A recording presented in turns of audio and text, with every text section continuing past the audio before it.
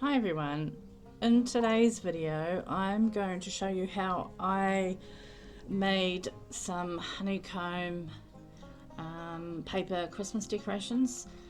In this actual video I'm dyeing some paper pretty much only because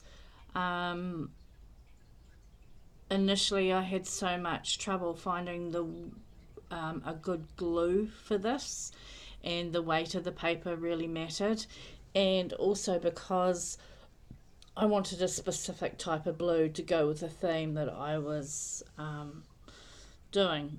So here I've dyed it and I ironed the paper dry, just to keep it in shape, and I'm also going to iron the folds so they're nice and firm. I think it did matter in the end.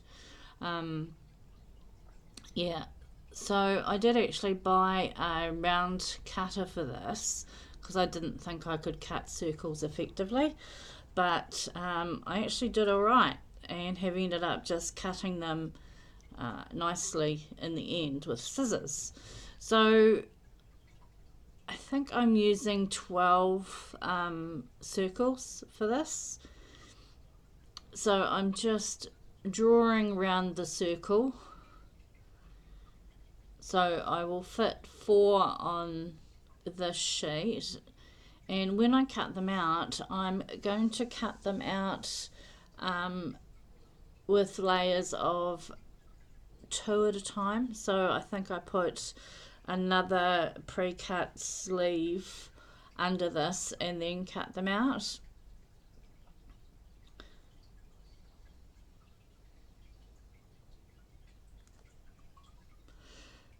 So here what I've done, you can see I've taped a piece of card to my cutting mat, and this is just holding it firm for when I put the little sticker dots on.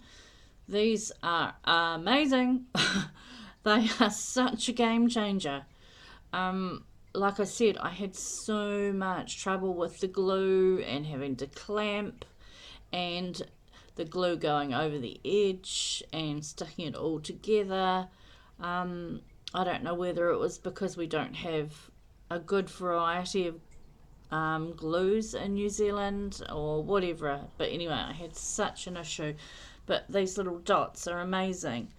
So I'm with the markings that you can see on there, the 1 in the center and the 2, that's where I'm putting the dots, so they're exactly the same every time,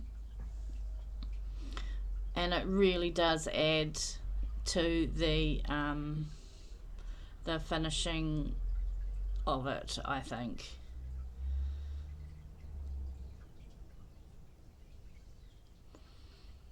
So I did actually cut all those dots in half.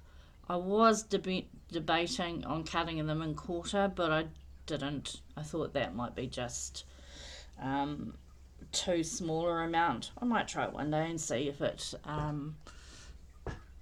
does make a difference. I was a little bit afraid that these dots might lose their stickiness over time, but they haven't as far, and they're the non-removable ones. So once they're stuck, they are pretty much stuck and will rip off the paper between underneath that it's sticking to, because it says on the packet do not stick to paint. So I'm pretty sure that if that's the case, yeah, they're not going anywhere. So once you build up the layers a little bit, you can actually feel the dot underneath, so it's not as much as of a guessing game.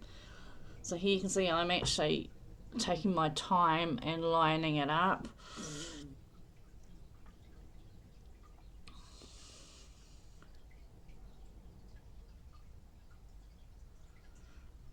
These are actually fun to do once I've got the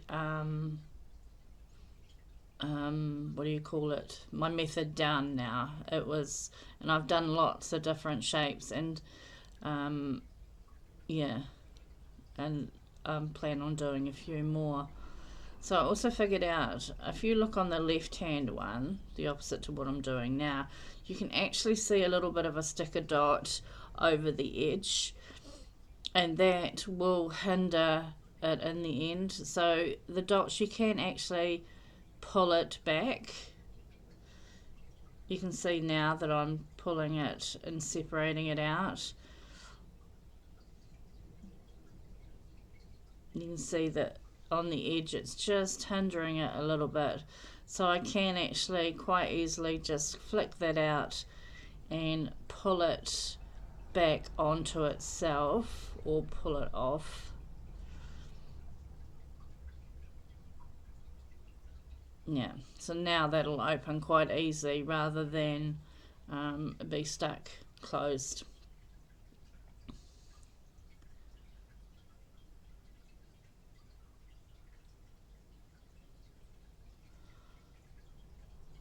I know it might look like I'm being really pedantic with my placement, but I really do think the placement of the dots, and especially the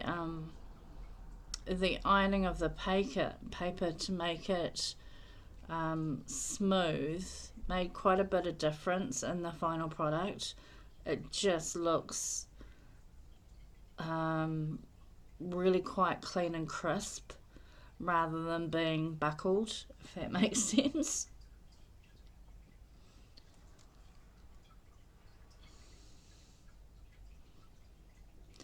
So after I did this one, I did do another one that was a different shape, and I used a heavier grade paper, and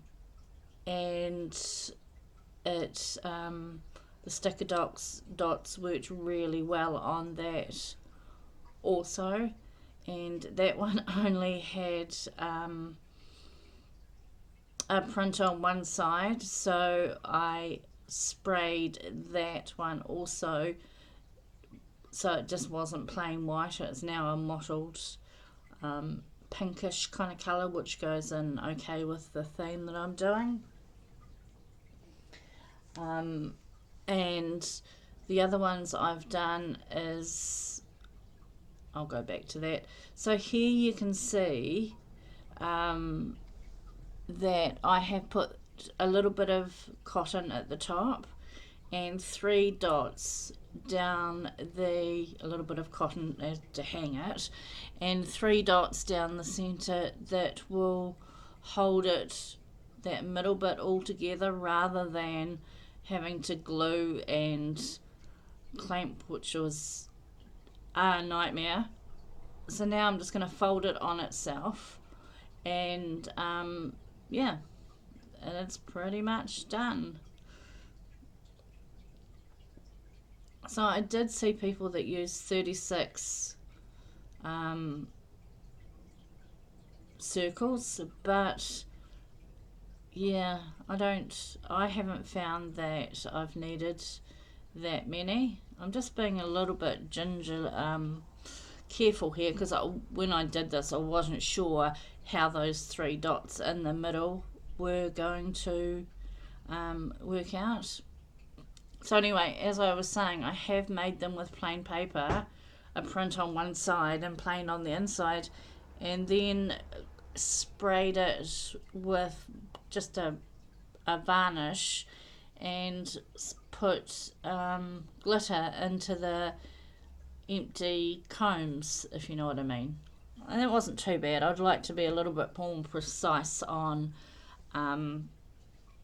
how I would do this, and I haven't quite figured out how to be more precise. Oops, that's a bit blurry. But here's the finished bauble.